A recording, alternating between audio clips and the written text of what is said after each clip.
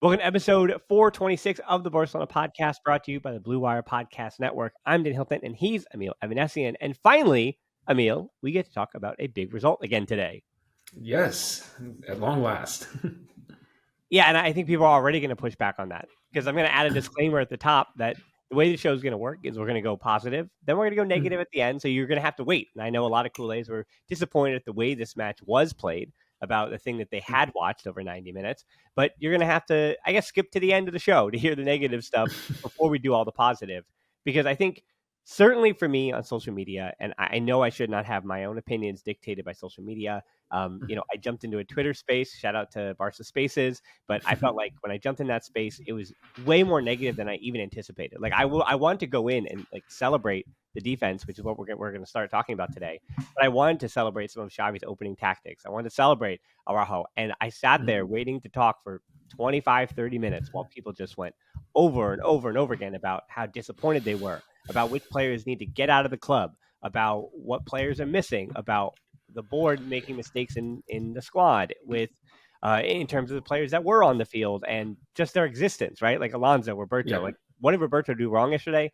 I can't believe that's the first name I'm saying after Atletico Madrid, but I think that sums up where the state of Kool-Aids were after that match and where I'm almost confused about what they were watching, or not even what they were watching, because I knew what they were watching. They were watching Barcelona lose in the Champions League, and they just can't get that out of their system. Like, no matter what, like you have to win 3 or 4 every match, nothing. Or else everything else is going to be disappointment and tell you that the product isn't being built because they've already failed this season. And I think I don't want our discussion to be focused on that because I think not to be a mouthpiece for Xavi or go coach speak with this, but this was, as Xavi said, a bit of a statement win. This is not the same Atletico Madrid that it may have been in years past, but Atletico Madrid is still expected to be a Champions League spot, even though they failed in Champions League too, but they're expected to get a Champions League spot this year in the top 4. I know they're in the top 6 right now, but they got a 1-0 win, basically playing Atletico Madrid's way at their house in the rain in these awful conditions, and they got 3 huge points, and now they're 3 huge points up in the Liga table. And so that's kind of where I want to start with the reaction, because I know that it's about what we saw on the field more than it is the result, but the result is very, very, very important. Yeah. I mean, I'm in a lot of ways, I mean, particularly when it comes to individual players that I've loved and, my all-time favorites and stuff like that. I tend to have a strong affinity for and just love for the types of players that, kind of don't slave to the result. The Riquelmes and, to an extent, the Ronaldinhos and that type. And I understand that so much of the ethos of Barcelona and the ethos of Barcelona fandom is, we don't just want to win. We want to win, what the quote, the right way. And that's fine. And I'm, to an extent, I can get on board with that. And yeah, I mean, no one wants to watch dour, I wouldn't want to watch sort of years of peak Cholismo to invoke some Atletico stuff. But I mean, at some point you need the results. And, on the back of, I mean, not just the last couple of years where it's just, been one, existential crisis over, after another, but even just, post World Cup, you come back, you're sitting in sole possession of first place, and you instantaneously, drop points against Espanyol, and Real Madrid are level on points, to just 1 week later, catch a break where, Madrid lose, and to now reestablish your lead bigger than it was before. I mean, that's a good thing. I do sometimes, it sometimes baffles me where, I'm sometimes curious where so many Barca fans find the energy to constantly be just so horrifically aggrieved and angry. I mean, I understand it wasn't ideal. There could have been more goals, and, they flirted with disaster here and there, and fine, like it happened. But you went into in the rain, you went into an opposing stadium of a massive club with world-class players, and you came away with a win. And by hook or by crook, you didn't concede. That's not a bad thing. Yeah, I mean, I also think it's really important to note as we kind of get into the tactics here, and I mean, I guess also talking about the defense at the same time.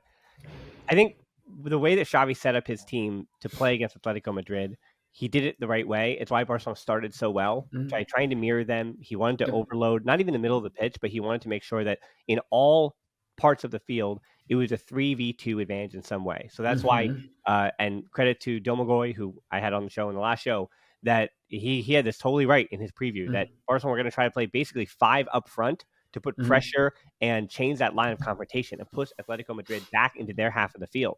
And Barcelona were able to do that by playing what was a 3-2-5. Yeah, there we go. They were playing a 3-2-5 in possession, even in possession, and trying to push them back so that rest defense was set up to immediately take the ball back and put them under constant pressure, for which they did. So, and then when they were defending, they were trying to have to figure it out in a 3-4-3, 3-4-3. Yep. Or basically it was a 3-2-2-3 as well, with that box of Gavi and Pedri. Yep. And so he set up his team knowing that who do we have to worry about? We have to make sure we get help over to the wings. We have to worry about Carrasco. We have to worry about Llorente, and they both pretty much had a moment. We have to worry about Antoine Griezmann, and that box generally neutralized all of what Griezmann could do in that game. We have to worry about João Felix and his movement, but he was held pretty well. He was a non-factor. Right. And speaking of non-factors, like Koke was the worst midfielder of the bunch. Like you could say that Frankie de Jong was a bit pedestrian or casual, and that I thought Busquets was actually rather good yesterday. And so Koke was the weak link for everybody in any midfield in that game. And so Barcelona were taking advantage of that. We saw it in the 10th minute. There was like this wonderful run of play where it's Pedri with a little 1-2 in the half space. Balde goes out wide to stretch the defense. And then he, instead of recycling it like he regularly did, he got it back to de Jong in the middle of the field more. So then de Jong pushed it ahead to Gavi, to Dembele, who missed it. But that was a precursor to what the goal then would be. Which it was almost he almost scored the goal that he wound up scoring, 12 minutes before he scored it.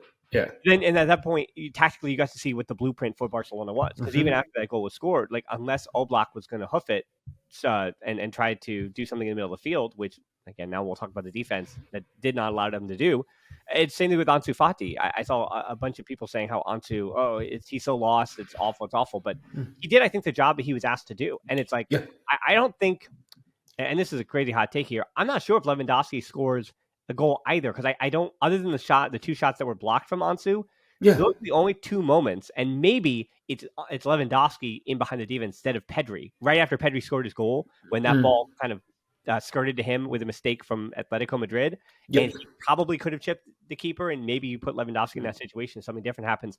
But I don't know where Lewandowski is on the field that Ansu wasn't, where he would have had a better opportunity at the goal. Like I know that Barcelona were shooting a lot, or where they had 29 total shots or something, or 20 total, whatever it was. They had more than 20 shots, and you say, oh, they should have had a second there. But as I said, I think Ansu's work rate and what he was asked to do in his 54 minutes was to press and work hard and get his body orientation in the right way to force those clears in directions that Barcelona were set up to then win the second ball on the 50-50. And they did that well. So like, these are little things where, I don't know, Emile. Unfortunately, I think you and I agree a bit too much on this, but I try to consider myself and check myself and say, am I overcorrecting? And am I praising Ansu in spots that he shouldn't be praised, because we should expect more of the number. Well, he was a number 9 in that game, but we should expect more of a center forward. We should expect him to be putting himself in better positions to score, and he should have had a goal in that instance, because I think a lot of our people are saying that if Dembele didn't score the goal or do something, then Barca wouldn't have scored a goal. And I think that's true, but it's also, what's the function? What is this team being asked to do, and what's the purpose of it, right? And when Lewandowski's on the field, we've seen La Liga, the purpose of Lewandowski is for him to score the goals. This whole team is set up for Lewandowski to be the one to finish. And so when he is gone, what's the next option? It's Dembele. Has to either create the goals, which he didn't do, or he has to finish them. So Dembele kind of had to become the finisher, the one who puts the clinical goal in, or maybe somebody else would have done it. But it becomes more of a committee type of thing. I mean, Lewandowski is the most, just probably, in world football, probably on the short list. But I mean, on this team, he is the one true, genuinely bona fide, like, to use a basketball term, like bucket getter. That's what he does in a way that just no one else can mimic on this team. When he's not in the lineup, like, you don't really have a like for like replacement. Yeah. And so you have to, it's a bit of a group effort to bridge that gap. Right, and I think why I'm okay with that as well is Mhm. a reminder that we get lost in it because I even had somebody again going back to that Twitter space tell me when I was starting to get excited about Araujo when I was talking about Pedri and Mhm. Gavi and their performance yesterday, which, as I said, the two best midfielders yesterday were Pedri and Gavi, and Barcelona got a victory out of that, and I think Yeah. that's something that you really look at as a positive thing. And then I thought actually my man of the match, I know Gavi got it, but my man of the match was Ronald Araujo, and somebody then responded to me and said, but isn't that what we expect him to be? He's one of the best young defenders in the world, maybe one of the best defenders in the world. Get rid of the young caveat Yeah. because of what you show, not what he showed you before, but it's also the argument I keep making about the Champions League thing that if Araujo is healthy, Barcelona are still in the Champions League. Like, there's no doubt. It's like 2% doubt, but it's almost overwhelming idea in my head that they would be there. And so when he responded that we should expect him from Araujo, I think the answer is still no. Like, Araujo's still like the best defenders in the world. Like, consistency is the hardest thing. So for Yeah. him to game in and game out be this rock, this game changer Mhm. alongside Christensen, who's been very consistent, which is the best compliment I can give him, more than Yeah. even high level. And Koundé the same way. Koundé is just a good player who's Yeah. had some ones that were yes or no, and I think people were a little polarized about him. But I thought Koundé was actually really good yesterday, covering for Dembele, getting forward when he had to at times. I think Koundé's Yep. freedom is going to get better and better because how him and Araujo worked together 6 games, right? I think it is Something like that. I right. mean, And it's so it's it's going to get not more better. than that. It's not much more than that. Yeah. Yeah, it's going to get better from Koundé. And I mean, the numbers you can't lie is that Barcelona have conceded just 6 goals in 16 league matches, and half of those came with the 3 goals to Real Madrid. So that's Yeah. 3 goals I saw the in 15 12, matches. 12 clean sheets. 12 It's was clean something sheets, like, yeah. Yeah, yeah. so it's like, and the 6 goals they conceded are half of the next team, which is Villarreal with 12. And so if you and you have all these moments in that game yesterday that you could point Yep. to. Of course, I'll let you talk about the goal line saved by Araujo, but there's all these tiny little moments that Christensen picking up his yellow after he slipped because it was so rainy, and then picking Yeah. up the yellow in the way that he did, it doesn't lead to anything. There was all these tiny little moments in the game yesterday where Barcelona could have broken, and that defense, if it was Eric Garcia or Alonso from the start, or even potentially Roberto, that they probably would have conceded a goal. But because Araujo, because Koundé, because Christensen, and now their top 3 center backs are at not the elite level, but they're at top level, and you get Koundé to play right back, you're in a good Yeah. spot here. And that defense, I mean, again, praying for no injuries again, but that tells you financially Barca don't have the depth of squad to be able to handle injuries, and they didn't. That's why they're out of the Champions League.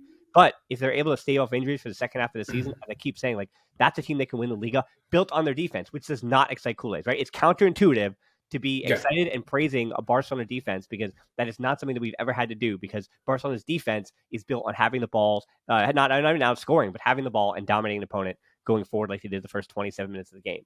But the first 27 minutes of the game were about building what they were building and getting the goal and all those things. And then the rest of the game was about suffering. And as Atletico Madrid, who are a good side, found the game, then you had to figure out a way to win. And they did that through elite defenders.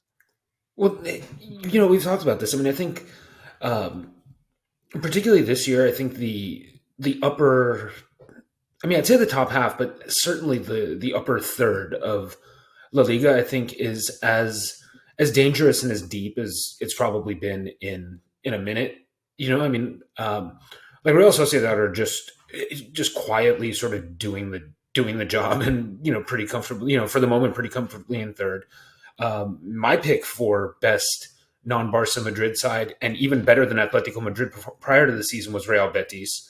And I mean, you have Osasuna, and it's just it's a deeper league, and there's a greater breadth of quality. But still, I mean, so once you get out of that top 7 or 8, I mean, those are going to be more difficult matches, I think, than just Barca fans are used to. Like when you say you're playing the 7th place team in La Liga, like typically that's a team that finishes 45 points adrift of whoever wins the league or something like that. Well, It's not. I want to push back because I want to give a little bit of credit to Gloom and Doom. I think that La Liga is actually worse this year. Like looking at the other La Liga matches that I've seen this season, I think La Liga as a whole is worse because financially the league did not reinforce in any way in the transfer windows. Yes. So the La Liga just, I mean, not to say that systems and all those things are important, but I think La Liga just unequivocally has worse players this season than they have in recent years in comparison to other leagues that you may watch. And so the league as a whole is worse, but so is Barcelona, right? Like that's the whole thing. Well, I guess what I'm saying is, I don't know if I guess maybe the one thing that I would amend a little bit is in a vacuum, I don't know that these teams are necessarily the best iterations of themselves Mhm. from years past, but week in and week out, the league seems competitive. From the top three, top four, on down, in a way that a lot of times it wasn't. Like it's more difficult to pencil in just ho hum victories, Mhm. against top half sides for Barca and Madrid, and obviously Atletico, and anyone else who happens to be up there. And so, but once you get out of that top 7 or 8, the kind of performance, particularly in the first half hour that we saw, is going to be good enough against 2/3 of this league, Mhm. and 2/3 of your schedule comes against 2/3 of that league. I mean, that's where league titles are actually won, and that quality and that control in the game shows more against a team that is not Atletico, or one of those sides. And also, it's probably more sustainable against a, I don't know, a Girona, a Valladolid, whomever, and against your toughest competition. I know this is a kind of a lackluster version of Atletico, but they are still objectively, and in terms of just pure quality and pure talent, one of the three best teams in the league. Still, you have to do what you have to do to get results, and you know and I understand no one wants to, no Barca fan wants to root for Catenaccio, and no one wants to play like Mourinho ball or whatever, and neither do I. Like that's, it's the excitement that kind of brings you in, and keeps you here. But sometimes, like, you just need to get the thing done. You know what I mean? Like this, I, w- I'm good on the kind of the ideological battle cries, and glorious, or sometimes less than glorious, failure of the last couple of years. I mean, at the very least, like, let's get something over the line. Because look, the that whole Barca DNA thing, and the philosophy, and the way everyone wants to play, that's not going to go away if Barca win a league title leaning on their defense. The Exactly.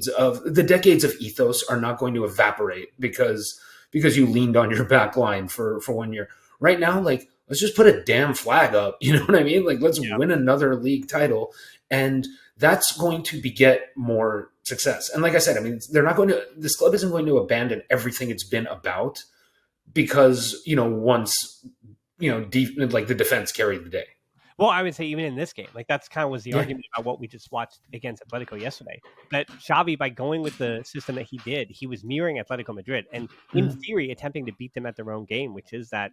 I mean, well, Barca is high pressure, and so he was trying to do that. He was trying to bring high pressure, and he did that, and it worked to good effect. And that box midfield is something we've only seen with teams that are A, of high quality, and B, Mhm. Xavi does expect to sit back a bit and not even counterattack, but they have moments of quality that they can get from really, really talented players like a Marcus Llorente, Mhm. that they're going to be able to get forward that way. And so I think for anyone expecting to see this against Real Betis in the Spanish Super Cup, no, Barcelona against Real Betis are going to probably, I mean, I could say 90 is 5% sure they're going to go back to a 4-3-3. It Mhm. might likely be Pedri, Gavi, and De Jong in the midfield in that Spanish Super Cup. Mhm.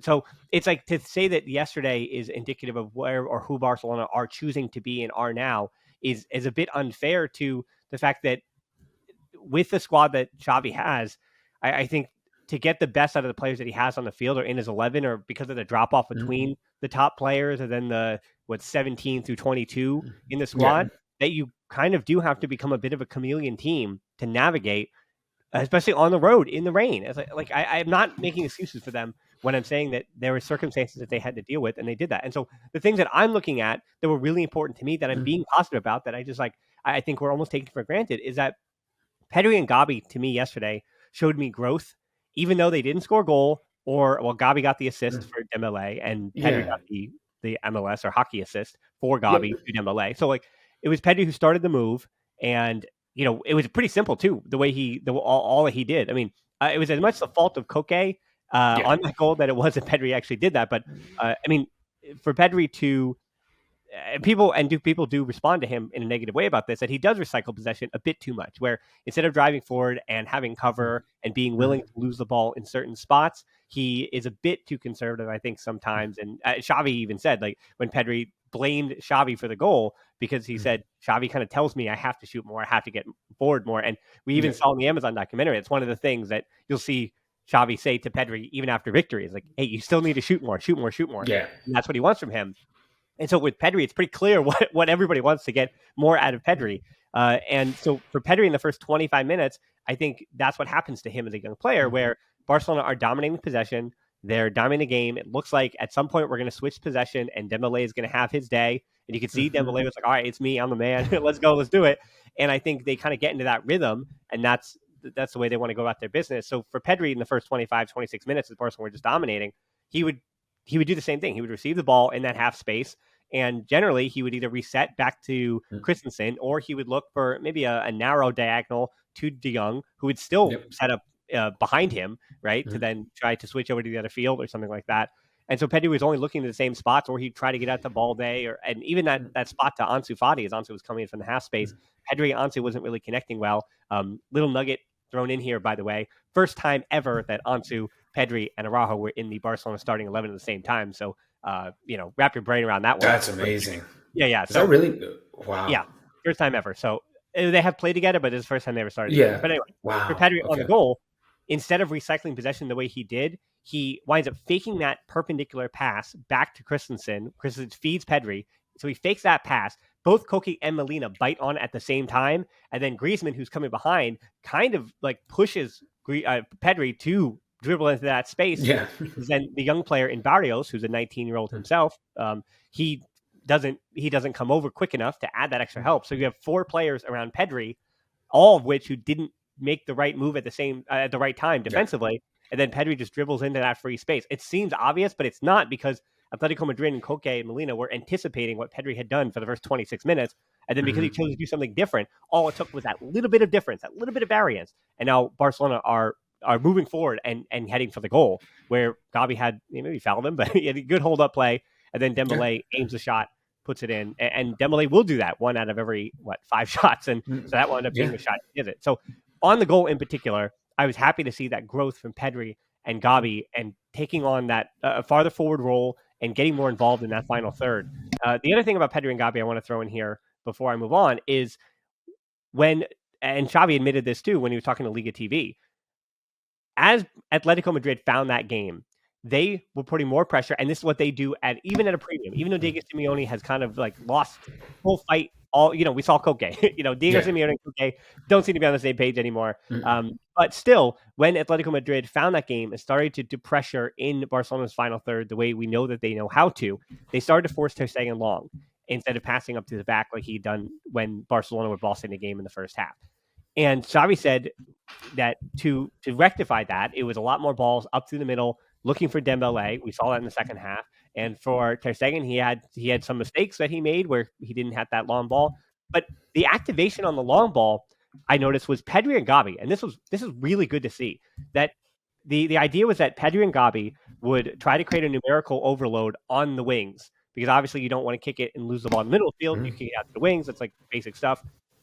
So Pedri or Gavi would basically raise their hand and point and say either yes, like try to get it to me out to the wing, because then I either have Ansu coming in on the left side, left side for Pedri, and then I have Christensen stepping over behind to try to win that second ball, right? So we've set ourselves up where we have De Jong and we have Christensen that in theory is going to win that second ball if somebody gets over to Pedri in time, or his first touch isn't good enough. But if they had that space and the defender was on their back, they would basically call for like, hey, get it into that space between me and basically the sideline, and I'm going to collect, and we're going to try to move forward. And then Gavi to the other side. But if that wasn't on and the defender was tracking them well enough, they would basically push it like, hey, go to the other side. Because in theory, if I have a man on me, that means their entire midfield has shifted and their forward line has shifted. So that means the number is on the other side. So the other center back then on the opposite side should be free, and they generally was. That's why I think it was once Ter Stegen on a pass to Gavi, and Gavi wasn't in the right position. Like he hadn't made the run yet, and Koundé was a bit too far even forward to prepare for a longer ball hoof forward. So Ter Stegen winds up under hitting it, and he was put under pressure anyway. But that was like the only time when I felt like that really broke down. So like I know it seems like, oh, the ball's bouncing all and things aren't working, but that's all forced by Atletico Madrid. And then for Pedri and Gavi to take those leadership roles and take on the responsibility of saying, okay, we're going to be the outlets here. We're going to be the reason why. I know we're not aerial threats because both of them are not tall players, but we're Right. the reason why, and make the decisions as to how Barcelona are going to build out of this pressure. I think is a really, really bright side for, again, two young players. And you cannot overstate just how young these guys are and those little things you have to learn. Like literally Pedri's being taught how to, like you have to shoot. That's such a simple thing for a player. Like if you're 25 and don't choose to shoot, like you're not going to play. But Pedri is being given the room and the space because Pedri is Barcelona's best midfielder to learn how learn when he has to shoot. Yeah.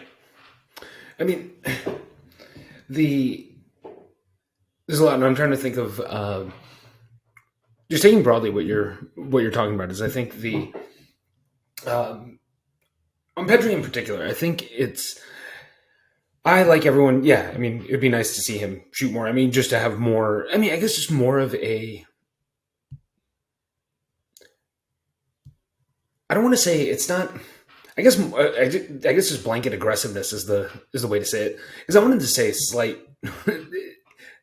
just a slight dusting of carelessness. You know what I mean? I think it's because I think he loves. Whether he says it or not, or whether he's even conscious of it or not, I think he loves the hilarious, gaudy pass completion numbers. And, at the end of every game where they're like, Pedri played this many passes and, it was like 97% or whatever. But, not all of those passes are created equal. And, there's some of the higher risk maneuvers will yield at least opportunities for goals in a way that just playing the safe ball to De Jong or Christensen or whomever just simply will not.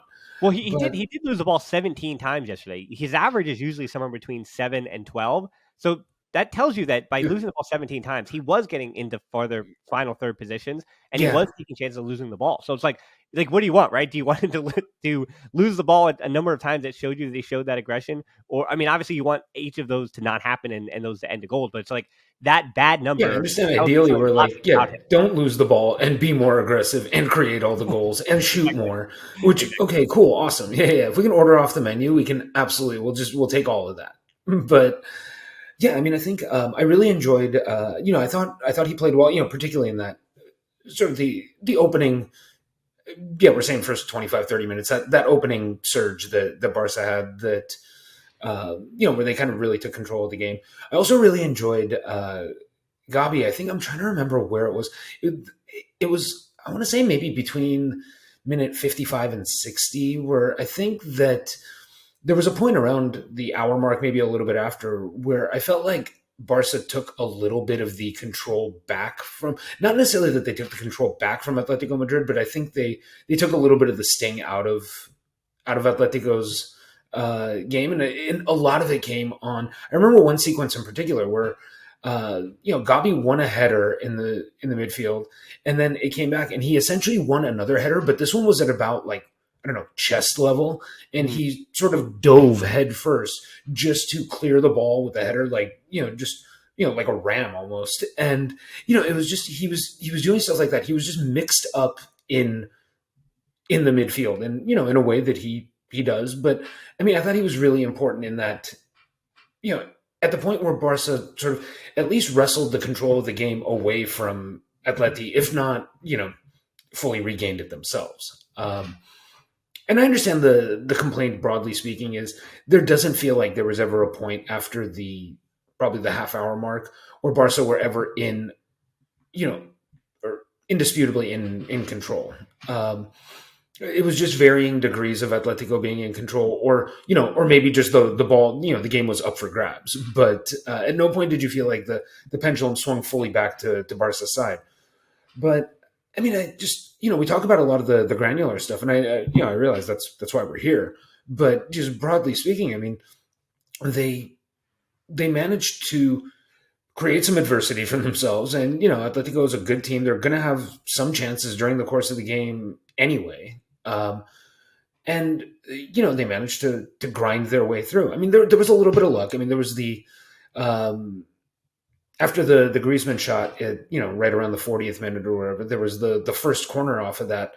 I mean, the ball went past Ter Stegen and it was headed just wide. I mean but that's a little bit of luck. I mean, that happens, and they got the rub of the green there, and there was another header, I believe, was it Jimenez who put it just wide and could have That was the scored. best 33rd minute Jimenez Yeah. was the best chance of the game for Atletico Madrid. I think teams like Atletico Madrid are going to get one or two of those. That's what's going to happen. They're too good not to. I mean, there's just too much top shelf talent. I mean, even if look, João Felix was awful yesterday, but he's still a player that poses enough of a threat where even if he's not playing well, you absolutely cannot just shirk your responsibilities on him. He's got enough raw ability to find a moment of brilliance, even if he's not playing well. No, I mean those things are going to happen, and there was obviously the saving play by Araujo at the end that there was a little bit of luck there. But it's luck in the sense that one of your best players was in a position to be there and do something about it. But yeah, if the ball's a foot in another direction, then yeah, it ends up being 1-1, and now we're really clutching our pearls. But I don't know. It was they ground out a game, and I know we talk about this. We sometimes I feel like you and I, when we talk about this, we maybe do praise that.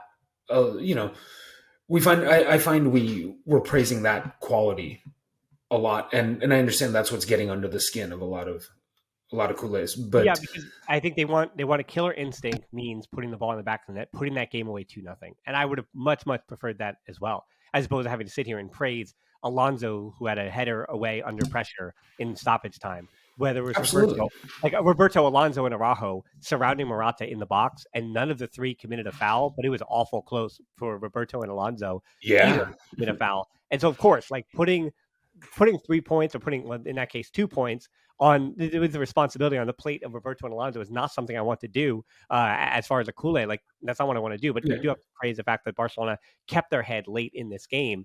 Again, culminating. It's not the way you want to live, but you can. It's when it happens. If it happens on occasion, I think it's worth acknowledging that that didn't go exactly to plan. That wasn't ideally how we'd like to do it, but we got the result that we wanted, and in a hostile environment in less than ideal conditions. And I don't want to treat every lackluster win as a, hey, put it on the board, move on, nothing to worry about here. But I don't know. I feel like for where this club is right now and where this team is right now, that's kind of good enough, because if they take too much of a don't slave to the result type of attitude, and we're going to play the Barça way and everything, and they end up in these shootouts where they're dropping points, drawing 2-2, or shipping 2-3 goals and losing, we're not going to be much happier then. I don't care how much how aggressive they are and how much they kind of look like they have the eye of the tiger for 2/3 of the game. If you're spending the other third just basically getting battered by opposing attacks, like, that's not going to be a lot of fun either. Right now, we just I think we're treating this as though everything that has ailed this club is completely over, and this should be sort of a peak vintage Barca side, and it's not. This is a good team, but it's not an imperious team. Like, this is not an untouchable force. Yeah, this is a team that still needs to find ways to win. Well, it's also like, I want to say, like, where I do hear people about the quality of the team and who they are and what they can do and the ways in which they're willing to suffer is interesting, because I feel like in the Champions League, when they say, oh, but a Champions League team like a Bayern Munich, PSG, Man City would have destroyed Barcelona yesterday. And maybe they would have, but the approach would have been different, and Barcelona probably would have lost out to talent in that way. But I would remind people, too, that the leagues everywhere are different monsters, and you do a different thing. You rotate in a different way. You play different tactics. Like, that's why Man City are behind Arsenal in the league table, and they don't win every single match in the Premier League. That's why Bayern Munich get caught at times in the Bundesliga, even though they wind up winning at the very end because their Yeah. quality is so much greater than everyone else in the Bundesliga. But they do get caught at times in the season. And there are those years, and I say years, not even months, but years when it's Bayern Munich, they make it a race until December or January, you know what I mean? And then, Yeah. and then they're gone again. And same thing with PSG, who have they're 60% higher of a wage percentage of their wage bill than everybody else combined or something in Liga or some Yeah. absurd number It's something like that. like that. And so they come back from the World Cup, by the way, and without Messi, and they lose their first match back, right? Yeah. And it's like Barcelona even drawing to Espanyol or Real Madrid losing to Villarreal, and it's like it's one of those things where they were Well, even Real Madrid, the 2-0 win against Valladolid, it was goalless until an 83rd minute penalty. right. And then there was just an 89th minute cherry on top from Benzema. But I mean, they didn't, like, they weren't that great in that game. Right. And I think the argument that's made is that, well, when those teams have to show up in the Champions League, they do, and Barca didn't. And I'm not going to argue with that. Like, of course, like, Fine, I don't know who Barcelona at their ceiling, like all of those teams that we just mentioned, like PSG and Real Madrid, they have this thing that they tap into in the Champions League, or the ceiling where they go, okay, we have our top level, we know what to do. So we just survive the Liga. I mean, you suffer through the Liga, that's the whole point. And then you go up and show up with your best in the Champions League. And Barcelona didn't do that. And so we're going to continue to bring that up, which again is totally fair. And so the only thing to rectify some of that, and we'll continue to say it, is titles. Like, that's the whole thing, that I'm going to make sure I'm celebrating the Liga trophy and results like this, even that wind up being the ones that could win Barcelona the Liga trophy. Because again, they're back up to 3 points ahead. And while they did lose to Real Madrid, these are the results that do it. Yep, and players like Ronald Araujo are the ones that get it done. Like, again, a strong defense is what can win you the Liga, even though Barcelona's attacking prowess. Again, they don't know what you're getting from everybody, even Lewandowski in Champions League, but you don't know what you're getting from your front six, unfortunately, at times this season. And I think that brings us, not to say that we're going to end the show on this negative, but I kind of promised we were going to do that. I think the concerning thing that Barcelona did in this game, that unfortunately I don't know if it's going to be rectified this year, because I don't know what the answer to it is going to be. It is that Barcelona, after they scored the goal, Atletico Madrid found the game. That to me was the reasons for it were twofold. One is that Atletico Madrid, as I said, like, Koke was completely sleepwalking in that first half. And then he was like, oh, wait, am I the captain of Atletico Madrid? Maybe I should like try and run a little bit. And having all those players kind of push and desire and all those Diego Simeone fight things, once they showed a little bit of grit, like Atletico Madrid were able to find their way back in the game again a little bit. But when they say find their way in the game, they also took 63% possession after the goal in the first half, which is unacceptable for Barcelona from their stance, where they see that much control. And the same thing is when they see that control, it's not even in the possession stat. That's worrying, but it's also that once a team decides to go more vertical with a bit of confidence, not just going vertical for vertical's sake, like Atletico Madrid were trying to do when they're trying to clear the ball, but I mean like going vertical into Barcelona's half of the field and final third of the field, then Barcelona really suffer. And I think that it's twofold, right? It's personnel and it's systemic as well. And so I think it was interesting in the 57th minute, I had in my notes that Barcelona kind of, by the 66th, 67th minute, they started to pin Atletico Madrid back again for about 10 or so minutes before that final 10 minutes popped off and you had the two reds and everything kind of went crazy. And again, the final stretch and the final push, like we always see in a match where a team is looking for the equalizer, right? Like those things happen. They throw numbers forward, they throw bodies forward. But in the second half, when Barcelona was still kind of looking for their second, Atletico Madrid still had about 30 minutes or 25 minutes to go. Barcelona were able to make some of those changes. And I thought actually one of the better appearances from Kessié here, even though he came in for De Jong and Busquets was still on the field, I thought Kessié was putting himself in the right spots and defensively doing his job. I was pretty happy. I know he didn't do anything you remember. He even had a slip in Barcelona's own box. But again, like that's a weather thing more than anything else. Like he slipped, lost possession. It's not like he doesn't have trouble standing up. You know what I mean? Like, right. Like it's a thing that happens. Like it's unfortunate. And, fortunately it didn't actually wind up, with a tangible penalty attached to it. You know, I mean, just any kind of, in the form of an athletic goal or anything like that. So I thought he played decently. I mean, he played a solid position. 25 minutes. Yeah. So like, let me ask you, I mean, there's no answer to this, right? So I'm giving you time to kind of consider it, but like when Barcelona losing control, what is going to change? Like what's going to be different? I don't, for the Frankie de Jong situation and the wage bill and all those things that we're talking about in the future, I don't know how that rectifies other than Frankie de Jong like has to increase his level. And I'm not sure if certain structures, even not to excuse Xavi, but I'm not sure if this kind of double pivot with Busquets structure can keep control of the match. Like it should on paper. Why is there's a reason why Young and Busquets shouldn't be able to kind of slow a match down and have this whole match be at the pace that Barcelona wants.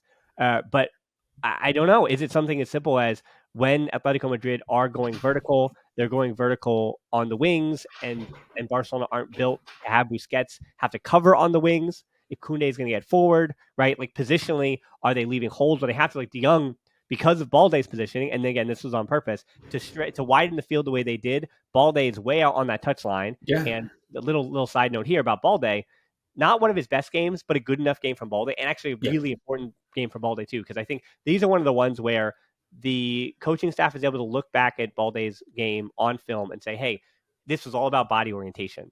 You have the speed and physical tools to get back. I liked how you were pushing Molina farther back and wide and kind of getting him out of the way to create space for Pedri to drive into. Same thing with Gavi on the opposite side. So Balde, like, it was right offensively, and then body orientation wise, again, when you're playing on a nice edge like that, you've got to get it right all the time. You've got to be ready to defend when necessary when those balls are coming vertically. So he was caught out again. I think it was what did I have? I think the 18th minute was the first time that they got in behind him. So he was like really good for the first like 15 minutes. Then they started to get behind him a little bit.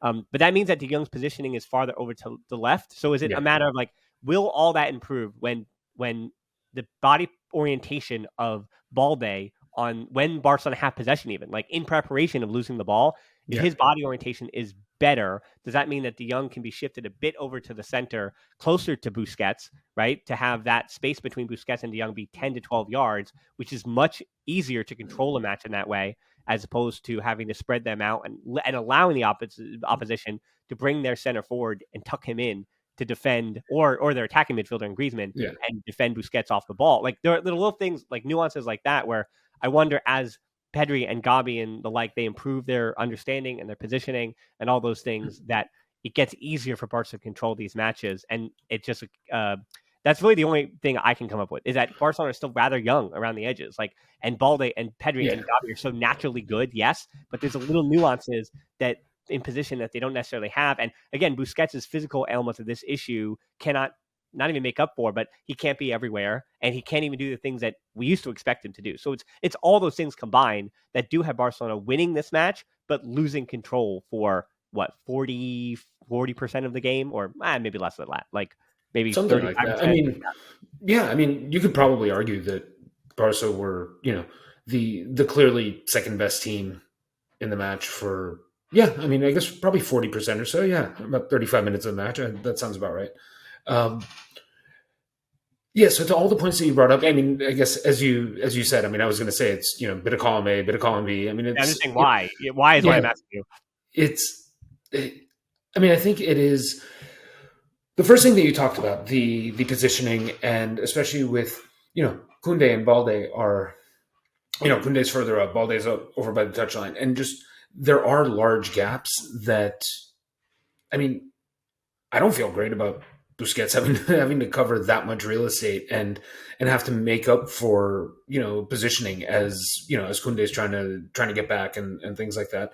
And a little bit of it is that, I don't think De Jong was awful yesterday, but I thought he was just a little bit anonymous. I mean, he just wasn't, he wasn't good enough.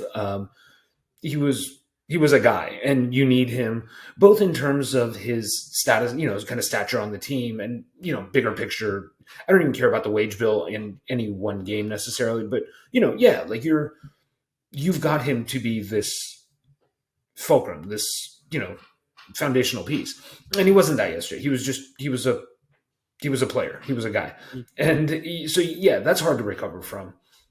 And I mean, for me, those are the two big things. I mean, I think if De Jong, if De Jong is better, he probably, papers over a lot of those cracks, and we're not as worried about it. And, the team's not struggling to maintain possession. Yeah. Because this is kind of a rare frustration, I guess, after a Barca game, win, lose, or draw, where, the most frustrating matches are the ones where, Barca control possession. They have the ball for 72%, and, are seemingly just sniffing around the edge of the box, but can never actually, pose a tangible threat. Very rarely are we, griping about the fact that, they struggled to, control the ball for 40% of the time for significant portions of a match.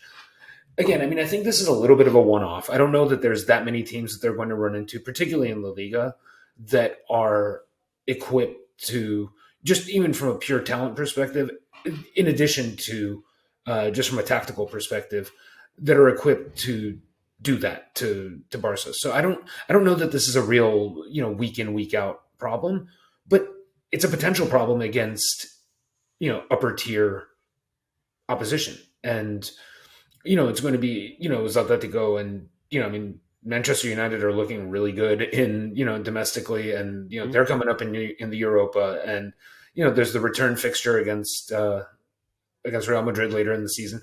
I mean, those are, I don't necessarily think that the second Clasico of the season, ideally, if Barca can just keep getting results against, everyone who's not in the sort of the top five of the league, that second Clasico theoretically shouldn't matter that much.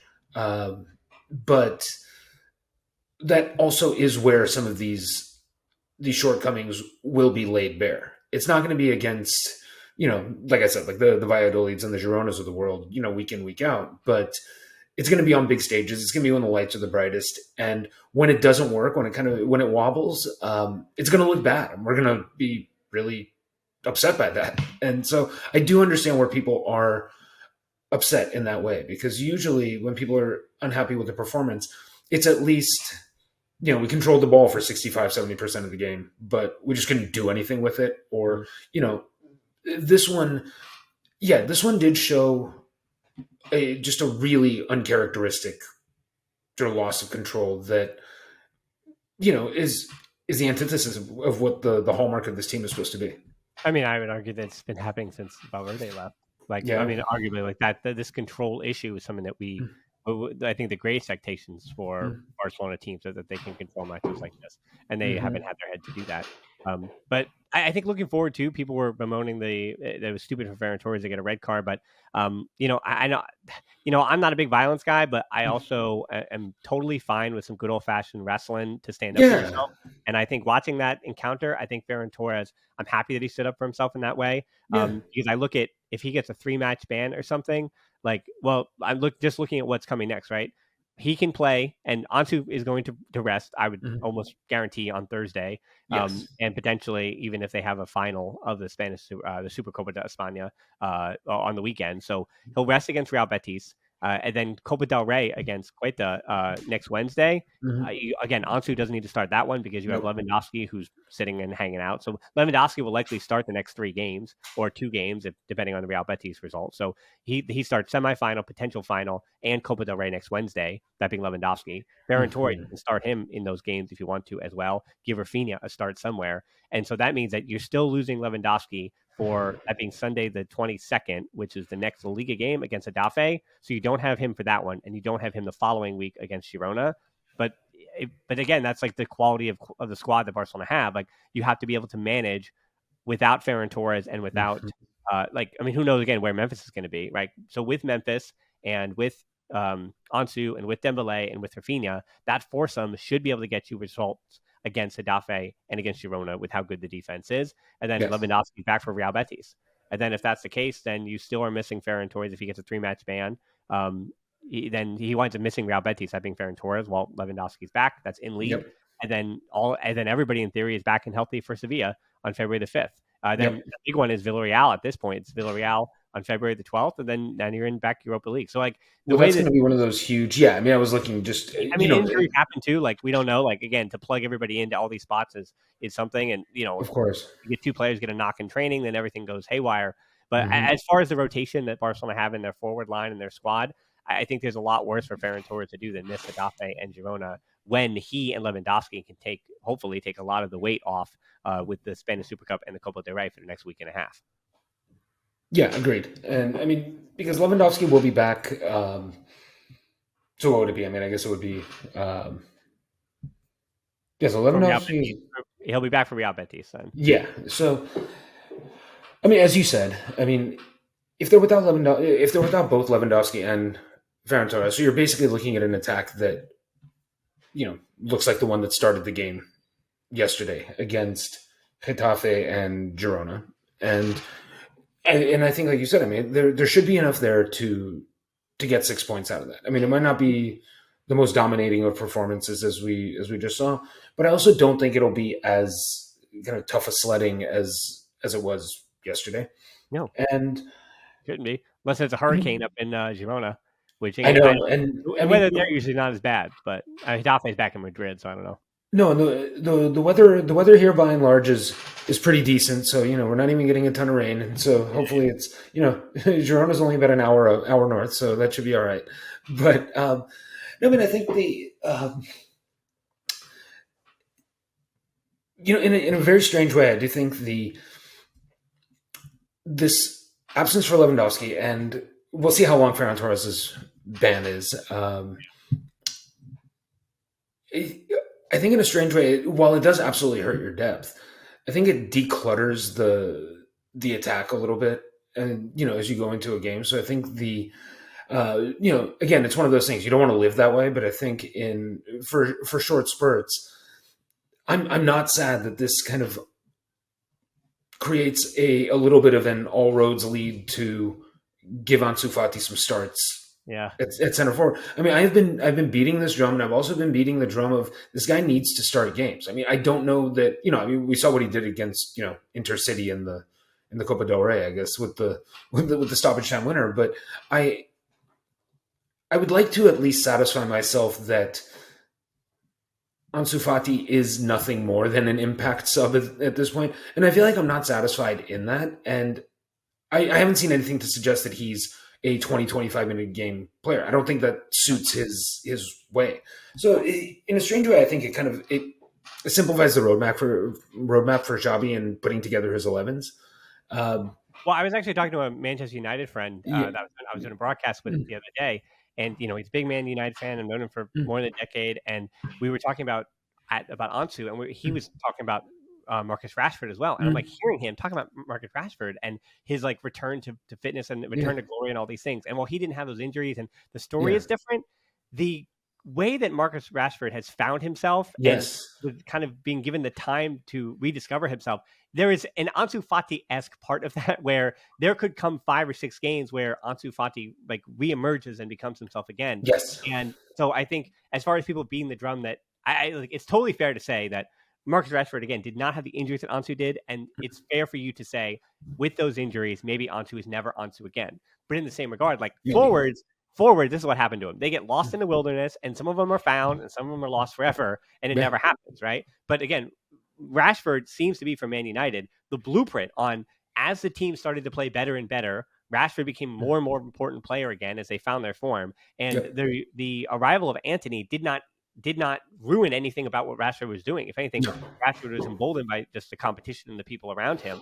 And so Ansu in the same way, like, I mean, let's say he gets like those 2 games against Adafe and Girona, and he's starting those games, and he starts to find the back of the net like one time in those 2 games, or just finding where he can be useful again in all these ways. And people kind of, let's say he scores in 2 straight matches, and people like start to get quiet, and he's like, okay, now I can do 5 goals in 8 games, right? Or 6 games in our last 14 games, right? And that's kind of what you expect from Ansu the rest of the season. Would hope that he can do.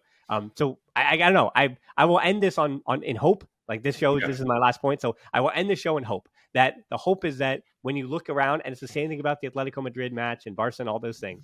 If you take your head out of the bog of Barcelona and you just look at some of the other things that are happening, you will find the other giants of Europe losing games in their league. You will find that there are other players who have been lost and have been found again. You find that there are squad issues and lack of depth in other places around the world. Did all of them you lose in the Champions League? Well, Atletico Madrid did, and so did Barcelona. But no, not all of them are dealing with the expectations of Barcelona and what that means financially and what that means with the uphill climb of building a squad. Like Barcelona are very special in the difficulties ahead of them as far as the wage bill and how they construct and build a Champions League winning side again. That's a Barcelona problem that we can talk about. But as far as day-to-day results and grinding in your league, again, just take your head out of the bog, look around. It's not so bad. Like the grass is actually not greener. The grass is muddier and uglier everywhere else too. I think is what I would say. Yeah, it's true. I mean, it does come down to one of those situations that coming into the season, I know expectations were high. We had all the new faces, the new signings, and everything like that. But if you could just be, I mean, I'm delighted as I look. 16 matches in, so nearly halfway through the season, you've got a clear, you've got a solid 3-point lead on Real Madrid, and it's not fake. You know what I mean? Like, it's your 35-6 goals scored versus goals against. Madrid are 36-16. So, I mean, you are kind of on paper the Pythagorean wins, if you want to go with with other sports and whatever. Like, you've earned you've earned your lead free and clear over Real Madrid over 16 games. Given the last couple of years, I mean, 16 games into the season, look, the Champions League, that sucked. I mean, there's no two ways around it. And, it's really unfortunate that Manchester United have seemed to have, found their stride just in time for the Europa League, fixtures. But, in the league, this team is doing exactly what it needs to do. It's not always going to knock your socks off. It's not always going to be sort of, peak Guardiola or the dream team or anything like that. But this is just, right now, this is a team trying to do a job. You know what I mean? They're like you said, they're fighting through this, the bog and the mud, and, just as everyone is. Like, everyone's slogging through this season, and it could be way worse is what I'm saying, which I realize, like, Barca fans aren't really a lot that enjoy the any kind of drumbeat of, hey, settle for good enough. But, Right. Seriously, in this moment, like, settle for good enough. Yep. Well, thanks for slogging with us on the podcast again. If you could slog your way over to Twitter or Instagram, give Emile a follow, give us a follow as well at the Barcelona Pod at Hope to Need 13 for me. Close Facebook group, Patreon, YouTube, TikTok, barcablog.com. Actually, go back. There is maybe I'll introduce him sometime, but there's somebody who's going to be writing for us. So there's more content, special content just on barcablog.com right now. As I said, we actually did start a TikTok as well, and the Discord. So you got a lot of places to bog yourself around, and if you want to complain, you got a lot of places to complain to me. So hit me up, complain on all those different platforms. I hope to see you there. But most importantly, thanks so much for listening to the Barcelona podcast. Until next time, we'll talk to you soon. And Forza Barca. Forza Barca.